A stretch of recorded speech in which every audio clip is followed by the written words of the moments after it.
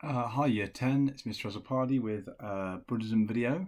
For those of you who are at home and can't get into the lesson today.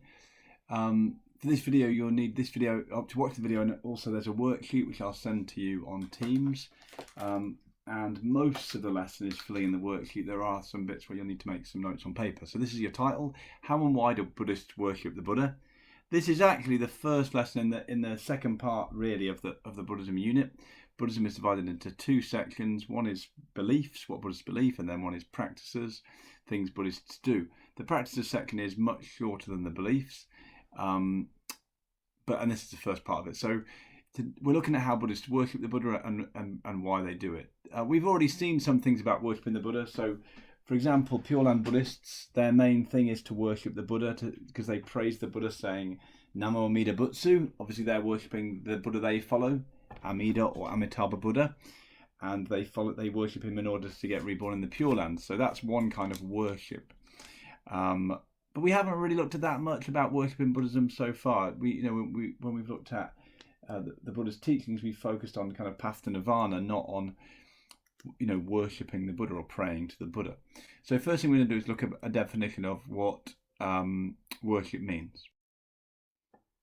So I want you to write this definition down. Worship can be described as, it's hard to define really, but carrying out rituals to show devotion to and respect for a higher being.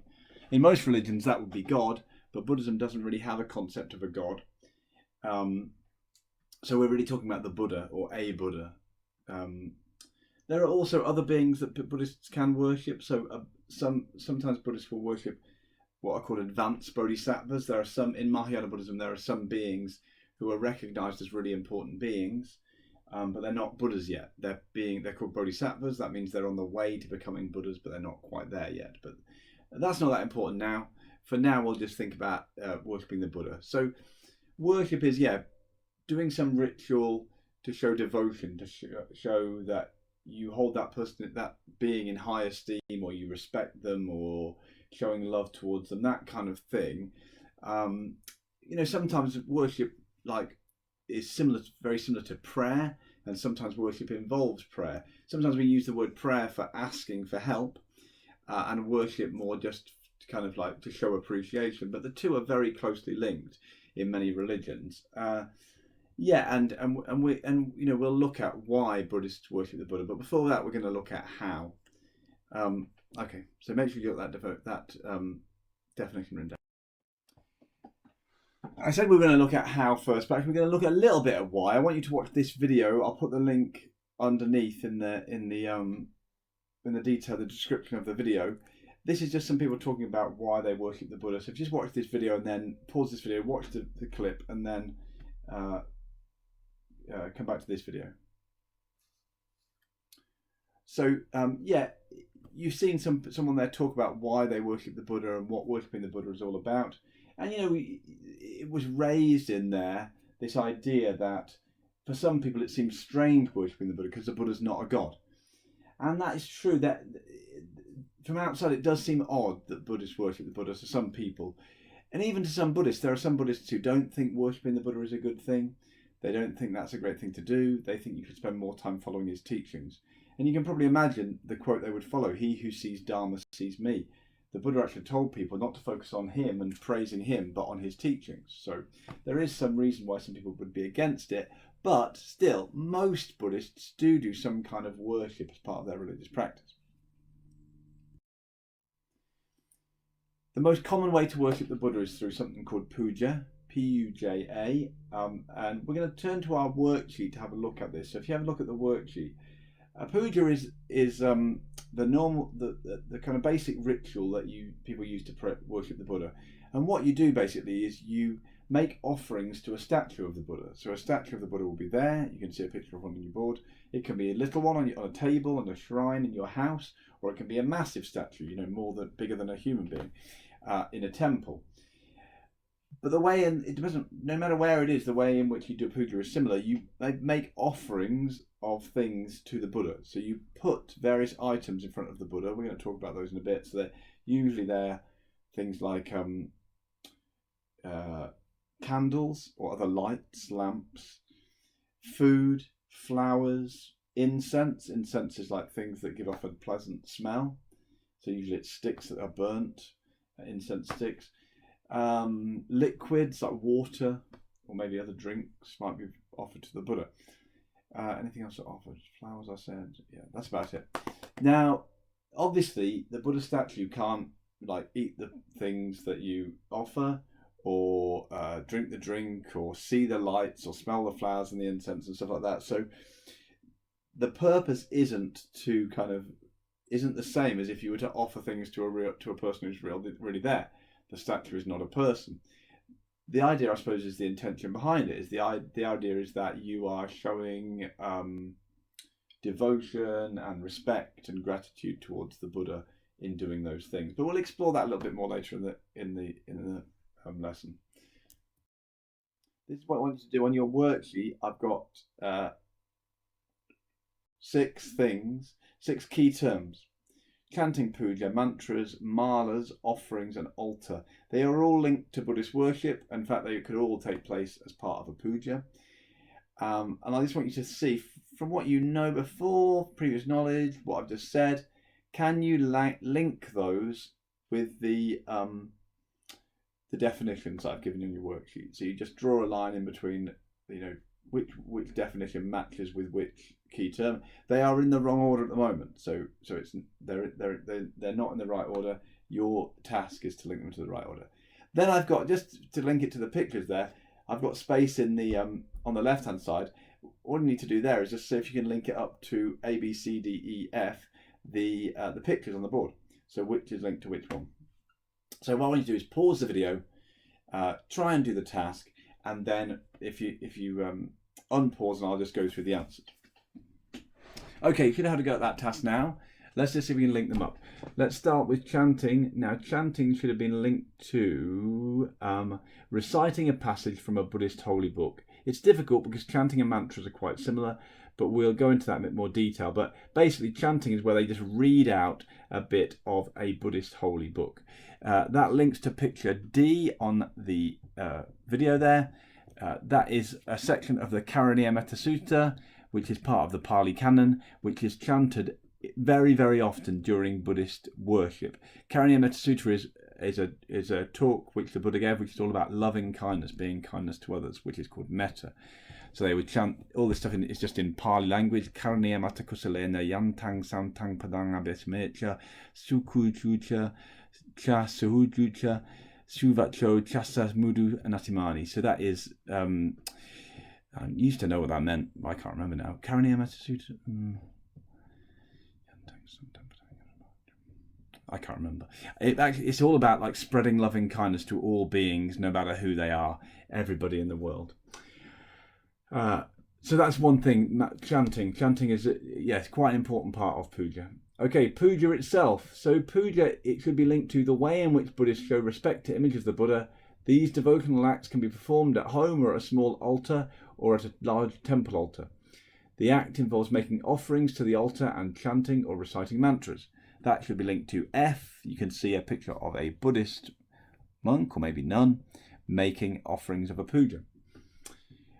Okay, mantra. Mantra is similar to chanting because a mantra is something you say aloud. So mantra is a short sequence of words or syllables that are chanted, usually repetitively as part of Mahayana Buddhist practice. So yeah, chanting, which we looked at before, that happens in all forms of Buddha, but a mantra, the idea of a very short repeated phrase, is mainly found in Mahayana Buddhism. An example would be Namo Amida Butsu, which Pure Land Buddhists chant. Another one would be A, which is the image that was linked to. That is some writing in Tibetan script. I believe that says Om Mani Padme Hung. Om Mani Padme Hung is a famous mantra, and people just repeat it again and again. Om Mani Padme Hung, Om Mani Padme Hung. Just say it again and again and again. So it's different to chanting in that chanting usually means a long part of the scripture that's different all the way through, like a paragraph from a scripture. Whereas mantras are just very short phrases that you say again and again. Okay, malas. A mala is a set of Buddhist prayer beads. So that says Buddhist prayer beads used to count the number of times a mantra is recited. So that is the Buddhist prayer, or breaths while meditating, or the repetition of a Buddha's name. So you can chant different things during prayer beads, but it's a very similar thing you have in Christianity. In Catholicism, you have a thing called a rosary, where people count the prayers that they say on these beads. The idea is that every time you hold it in your hand, and every time you say one mantra, you move along one bead. And so by the time you get round to the end of the mala, you know how many mantras you've chanted. So many religions have them. It's just a way to make sure, say if you said that for this prayer you're going to recite the mantra a certain number of times, like 50 times, you can count on your mala. So that's C on the board. Okay, next one, offerings. So offerings could be... they are made to Buddha statues during puja. They include flowers, lights, candles or oil lamps, water, food, and incense. And that is shown in E. In E, you've got drinking water, bathing water, flowers, incense, light, perfume, food, and music. Those are the offerings made in a particular kind of Buddhism. I think that was from Tibetan Buddhism I got that. They often have these 5 things that they offer to the Buddha statue. But most forms of Buddhism, in my experience, have less. They wouldn't necessarily have all 8 of those things. So that was E, and then the last one is altar.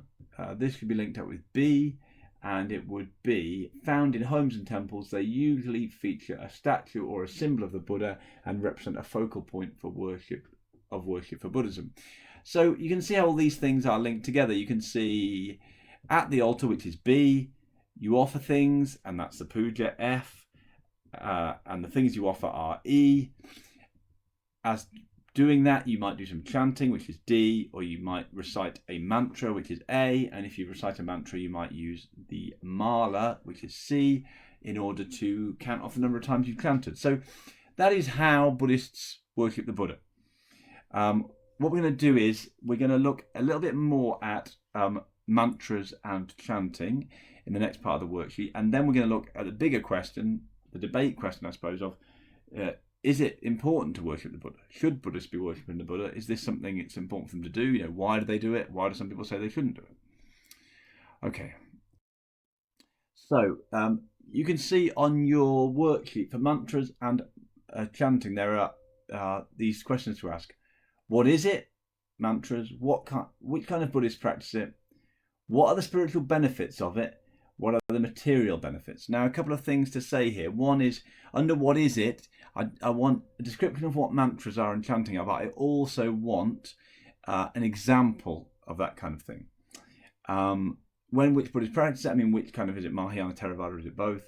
And then when I say what are the spiritual benefits and what are the material benefits, I mean, both of these practices are supposed to, Buddhists say, they bring you spiritual benefits. That is, in other words, they make you a better person. They help you to develop yourself in the direction of nirvana in some way. They somehow help you to improve yourself.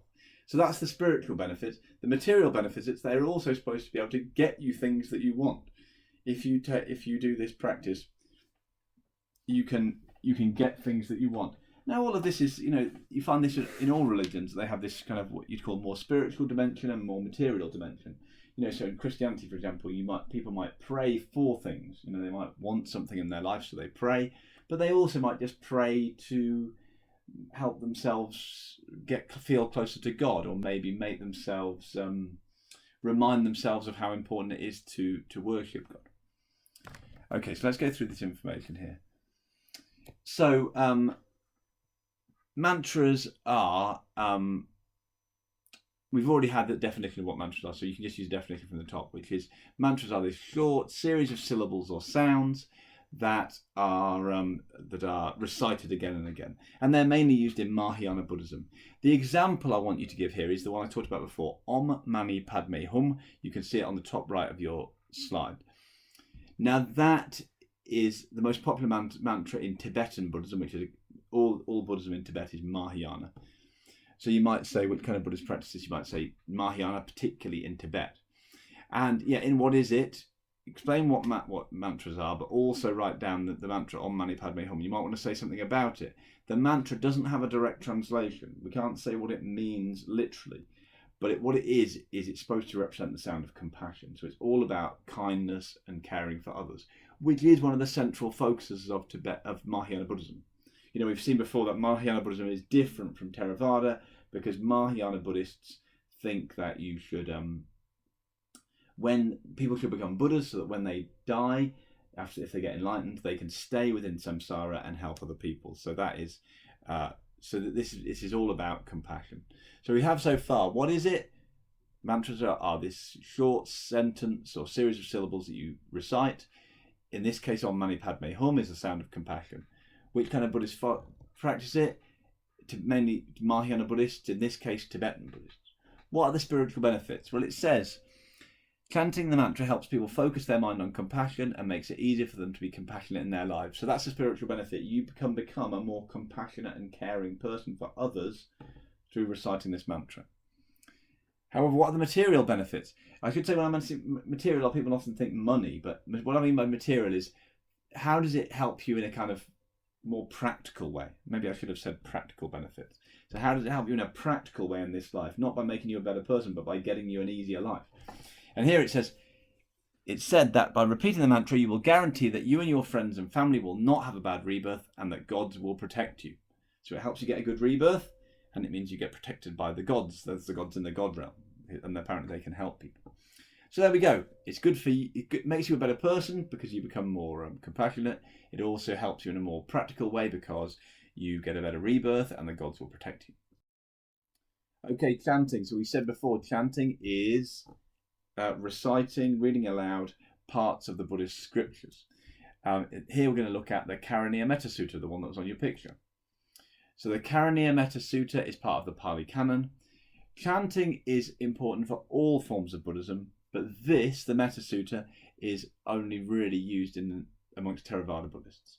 So Karaniya Metta Sutta, it's sometimes just called the Metta Sutta, but it's just all about loving kindness and compassion to other people and how important it is to develop loving kindness towards all beings. So you should have what chanting is, reading aloud from Buddhist scriptures. The Karaniya Metta Sutra is our example. It's about the importance of developing metta or loving kindness towards all beings.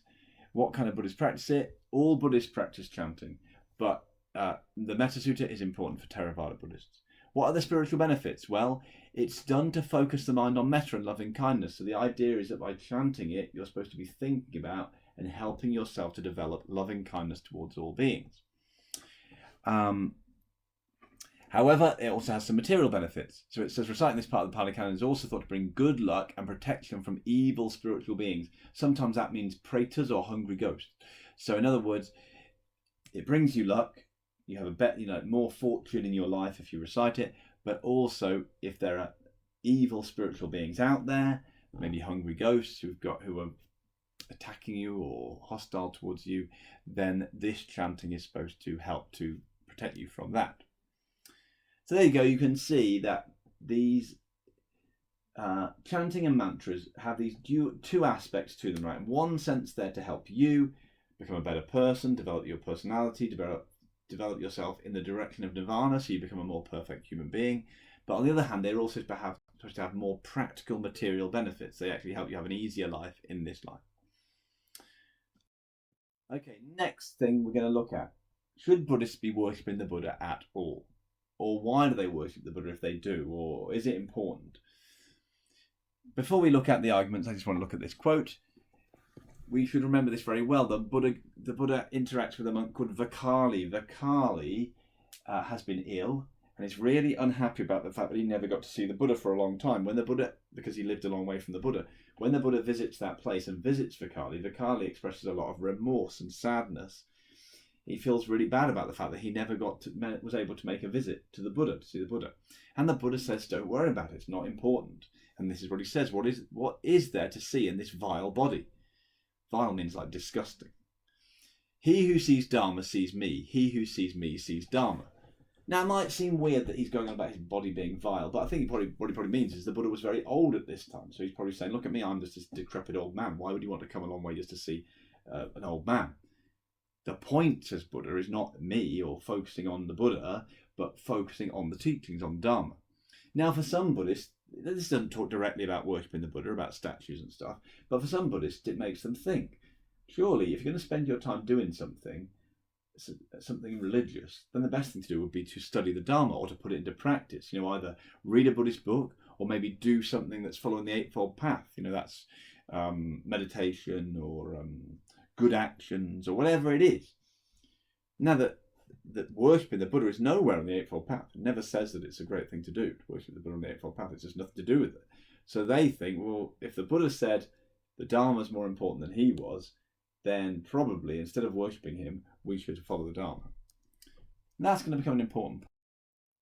Okay, let's broaden it out then. Worshipping the Buddha is a very important part of Buddhism. So we're going to look at a series of evidence. And what I want you to do is colour code that evidence. So colour code it in the box. If you've got highlighters, that's the best way to do it. If not, if you've got pens, then you can put a coloured dot in each place. I should say, if you haven't got a printer and you're doing this at home, then best thing would be to just make notes, write out the evidence and do it this way. For this bit, you could even just draw a table, which is agree and disagree, and write out your evidence under agree and disagree. It's up to you, really. So yeah, all you want to do is go through each piece of evidence and see if you can decide, does it agree with the quote? Does it say worshipping the Buddha is important? Does it disagree? Does it say it's not important? Or do you think some of them might be half and half? They kind of say it's kind of good and it's kind of not good at the same time. The extension for each task, if you can try it, if you can do it, try to see what you can do in the second box. The second box says, how might a Buddhist or a non-Buddhist criticise this view? So in other words, how might someone respond to this and say, no, that's not a very good point of view? So I want you to pause the video, go through the handout, just see what you can do. Can you understand which ones say that worshipping the Buddha is important and which ones say it's not important, and can you criticise any of them? Pause the video, go through the worksheet, and then unpause the video at the end, and I'll just go through it with you. Okay, you could have tried that task. Let's go through the evidence. Theravada Buddhism teaches that the Buddha has disappeared from samsara and cannot be contacted. However, they also teach that worshipping the Buddha is a good thing because it helps to remind us of his teachings and how important they are. So, what does it say? Is worshipping the Buddha important? Well, some people put half and half, because it certainly does say that if you were worshipping the Buddha, try and pray to him to get something back from him, then that is pointless according to Theravada Buddhism, because he's just not here anymore. He's gone somewhere and you can't contact him according to Theravada. However, it does say that it's good to worship the Buddha. So I'd either say this agrees that it's very important, or maybe it's half and half, because it kind of says, well, it's not really that important because he's not here, but it is a good thing in some ways, because it can just help us remind him of how good his teachings are. So some people think this is weird. They kind of why? If you want to think the Buddha's really good, that's fine. But do you have to pray to him and they bow to the statue and they offer these offerings and they do all this chanting? And yeah, I get it. It makes sense. I can understand why it might be why people might think that's a bad idea. In fact, you could put that down as a criticism. You could say some people might argue, is that the best way to show respect? The Buddha seemed to think that if we want to respect him, he seemed to think that we should really just be out there following his teaching. So wouldn't it be more respectful to do that than to put a load of flowers and incense and stuff in front of a statue of the Buddha? That seems a bit pointless, some Buddhists would say. I don't know. The justification I sometimes think of is that when people have posters of their favourite people they admire on the walls, like footballers or musicians or whatever, singers or whatever. So maybe it's the same thing. Maybe it's just Buddhists. People have put posters on their walls of footballers or whatever to show that these are people they admire and they look up to and they'd like to be like, I suppose. Maybe it's the same with the Buddha. They just have their statue and they do the thing with the puja, just to remind them, this is the person who I want to be like.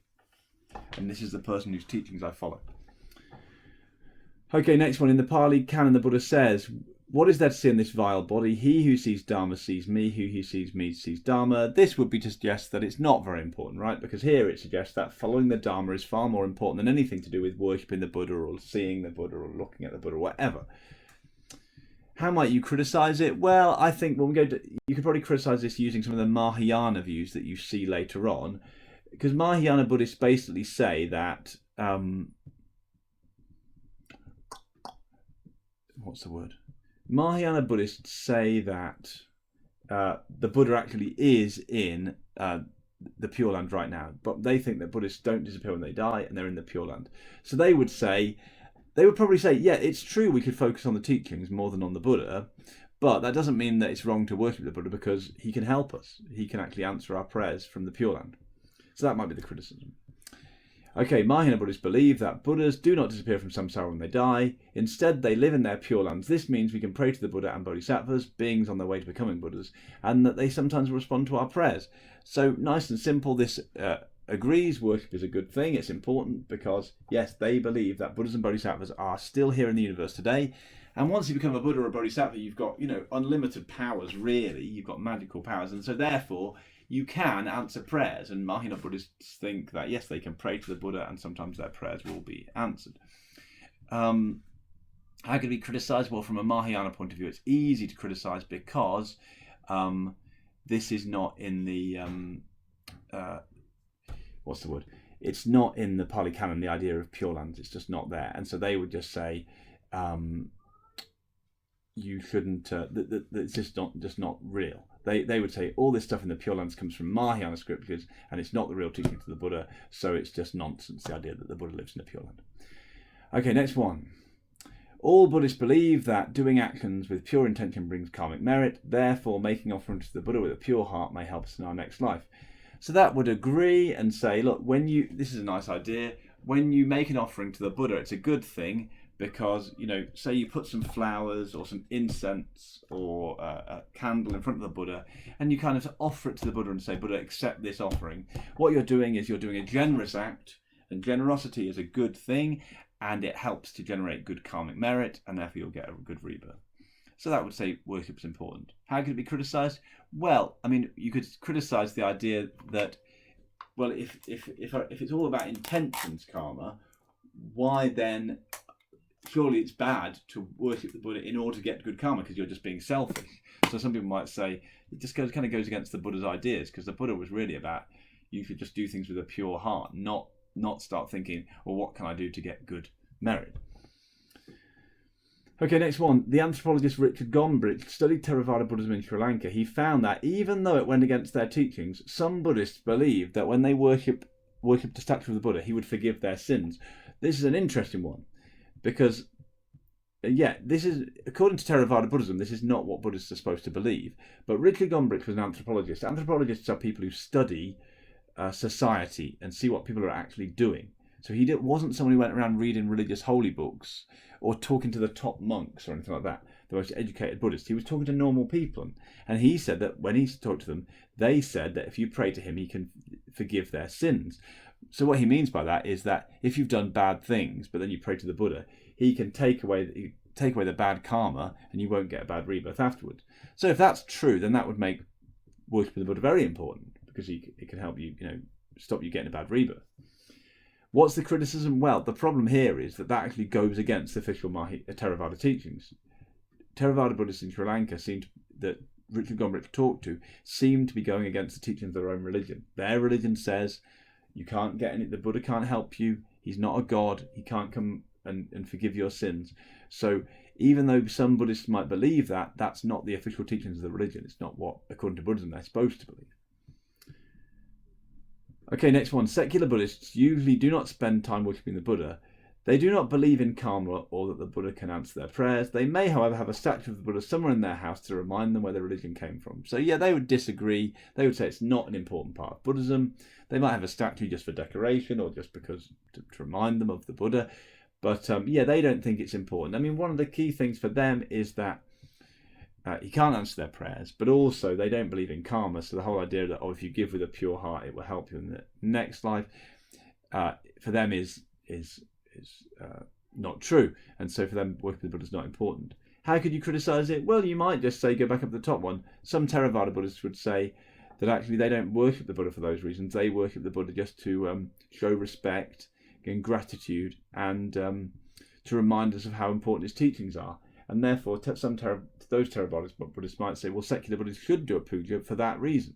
And those kind of reasons for doing a puja don't go against what secular Buddhists believe. Because if you just say we're worshipping the Buddha to show respect for the teachings and show how important they are, well, you don't have to believe in supernatural stuff to worship for that reason. Okay, Pure Land Buddhists worship Amitabha Buddha by chanting the mantra, praise be to Amitabha Buddha, that is Namo Amida Butsu. They think that doing this will help them get to the Pure Land when they die. So yeah, nice and easy one, that is to agree. They don't usually do it as just as puja, they just chant that mantra. But for them, that's their form of worship. And yeah, it's very important to them because they say you can't get enlightened right now, so you've got to get to the Pure Land. How would it be criticised? Well, Theravada Buddhists would say Pure Lands don't exist, so it's just a waste of time. But they'd also say that it goes against what the Buddha said. And that's because in the Pali Canon, the Buddha said to people, you should try to get enlightenment yourself rather than relying on other people.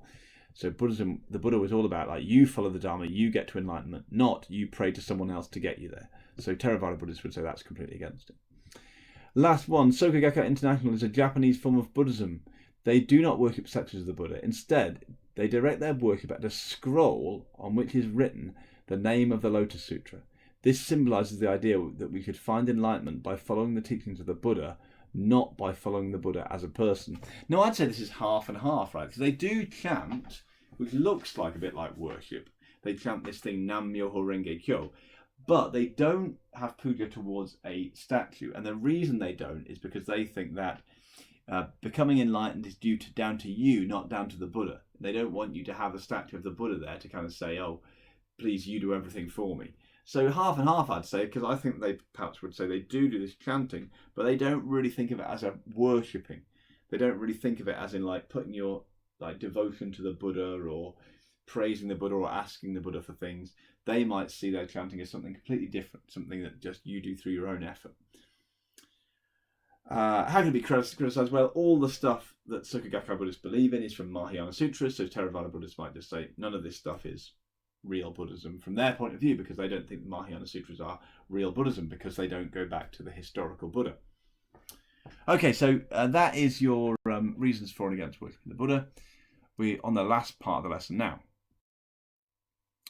Okay, what I want you to do this last part of the lesson is to basically, here's a 15-mark question. Worshipping the Buddha is a very important part of Buddhism. Do you discuss this statement? And I want you to write an SEER. I've written one SEER based on a piece of the evidence we've looked at, and I want you to write your own SEER. I'm sorry, not SEE plus E. Sorry, I've started to call it, because I think the plus E is confusing. In the lower years, I've now started to call it SEER, with R being response. But we were calling it SEE plus E, so let's stick with plus E.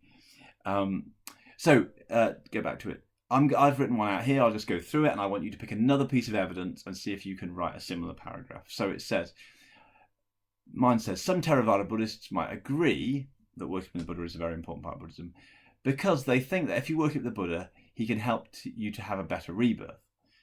My evidence. The anthropologist Richard Gombrich found that Buddhists he spoke to in Sri Lanka believed that when they worshipped the Buddha, he would forgive their sins. Let's explain that. This would help them to have a better rebirth because it would cancel out the karmic demerit, that means the bad karma, from any bad actions they had done in the past. Here's my evaluation, my criticism. However, this view can be criticised because the official teachings of Theravada Buddhism say that the Buddha is no longer present in samsara and so cannot help us when we worship him. So there we go. I've got this paragraph written there with the statement, evidence, explanation, and then the evaluation, the criticism. And I just want you to take one of the other bits of evidence and just see if you can do the same. Whether it's, talking about, some Theravada Buddhists might, or some Buddhists might disagree because they say that the Buddha didn't want you to focus on him but on his teachings. Then you say, use the quote, he who sees Dharma sees me, he who sees me sees Dharma. That's what the Buddha said, and then you say this means that instead of focusing on himself as a person, we should focus on his teachings. So that would make you think that it's better to follow the Eightfold Path or read books about the Dharma rather than to offer a puja to the Buddha. And then what would your plus E be? Well, your criticism could be, well, Mahayana Buddhists might disagree because they think the Buddhas are in the Pure Land right now, and therefore they can help you. If you've got some problem, they might be able to help you with that problem through their powers.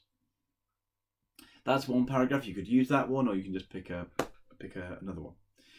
Okay, that's everything for the lesson. Hope it goes all right. If you've got any questions, please email me. Yeah, thanks a lot.